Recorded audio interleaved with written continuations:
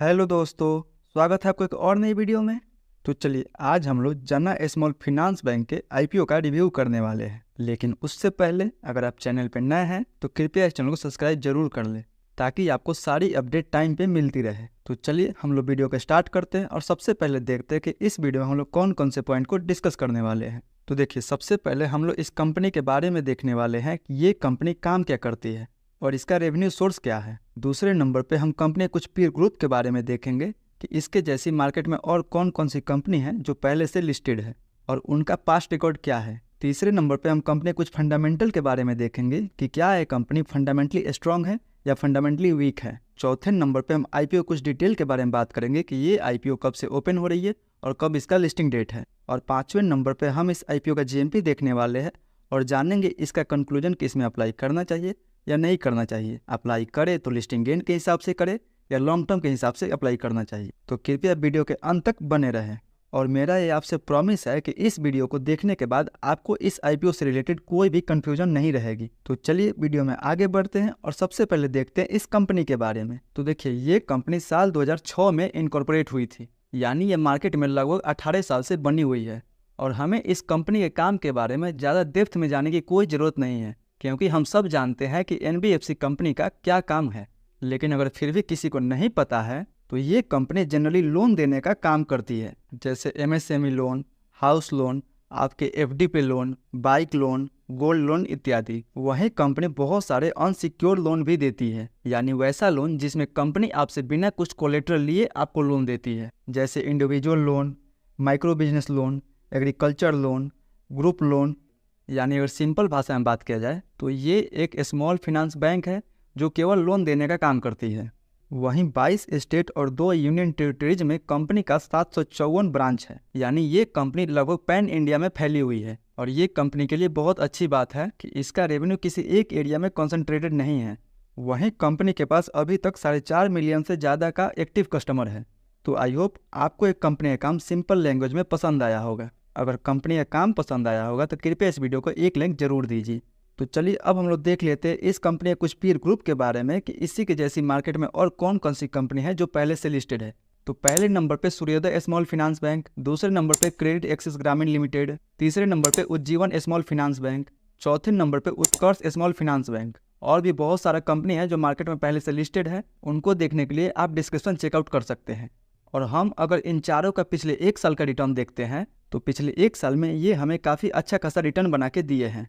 यानी इस हिसाब से हम बोल सकते हैं कि ये एनबीएफसी जो कंपनी है और इसका जो सेक्टर है वो तो काफ़ी अच्छा है और ये हमेशा डिमांड में रहने वाली सेक्टर है। तो आई होप कंपनी का पीर भी आपको पसंद आया होगा। तो चलिए अब हम लोग बात करते हैं इस वीडियो के सबसे अहम मुद्दे के बारे में कि इस कंपनी का फंडामेंटल कैसा है। तो देखिए, फंडामेंटल में अगर सबसे पहले हम कंपनी का रेवेन्यू देखते हैं तो कंपनी का revenue year on year basis पे ज़बरदस्त ग्रो कर रहा है। 2021 में कंपनी का रेवेन्यू लगभग 2700 करोड़ के आसपास था। तो फाइनेंशियल ईयर 2024 का बस Q2 तक कहीं देखे तो वो लगभग 2200 करोड़ के आसपास आ चुका है, यानी कंपनी के रेवेन्यू में ज़बरदस्त ग्रोथ है। वहीं अगर कंपनी का प्रॉफिट देखा जाए तो कंपनी का प्रॉफिट भी साल दर साल अच्छा ग्रो कर रहा है। देखा जाए तो 2021 में कंपनी का प्रॉफिट 72 करोड़ के आसपास था। वहीं 2022 में कंपनी का प्रॉफिट लगभग 17 करोड़ के आसपास आ गया। पर वहीं 2023 में अगर कंपनी का प्रॉफिट देखा जाए तो लगभग 256 करोड़ के आसपास कंपनी का प्रॉफिट है 2023 में।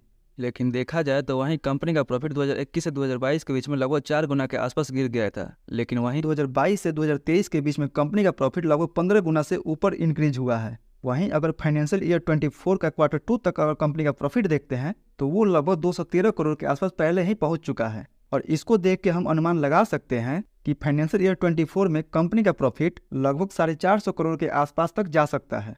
यानी देखा जाए तो प्रॉफिट के मामले में तो ये कंपनी काफ़ी अच्छी है। वहीं एक बार अगर हम इसके रिजर्व एंड सरप्लस पर नजर डालते हैं तो इसका रिजर्व एंड सरप्लस भी लगातार इंक्रीज होते आ रहा है। अभी तक कंपनी के पास लगभग 2200 करोड़ के आसपास रिजर्व मौजूद है।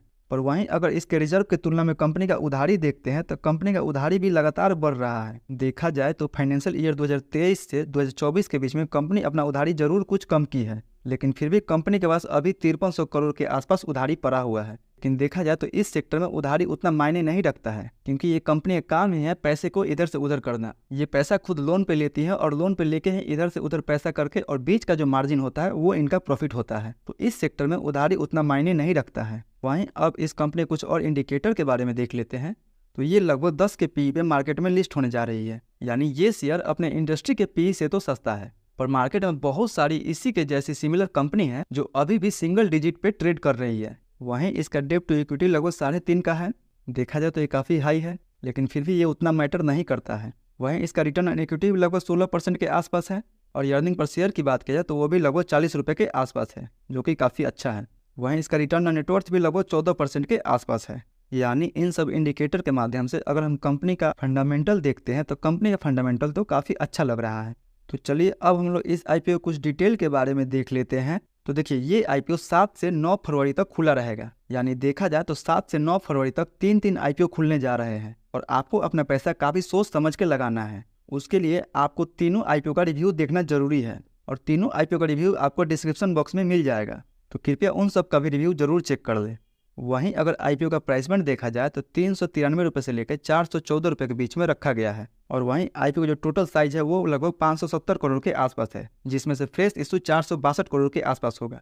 ये बहुत ही अच्छी बात है कि ज़्यादातर पैसा कंपनी के पास जाने वाला है, और वहीं 108 करोड़ के आसपास प्रमोटर अपना हिस्सेदारी का शेयर सेल करेंगे। और वहीं मिनिमम हम इसमें 1 लॉट अप्लाई कर सकते हैं। 1 लॉट में हमें 36 शेयर मिलेंगे, जिसके लिए हमें 14,904 रुपये इन्वेस्ट करना होगा। वहीं रिटेल का कोटा इसमें 35% का दिया गया है।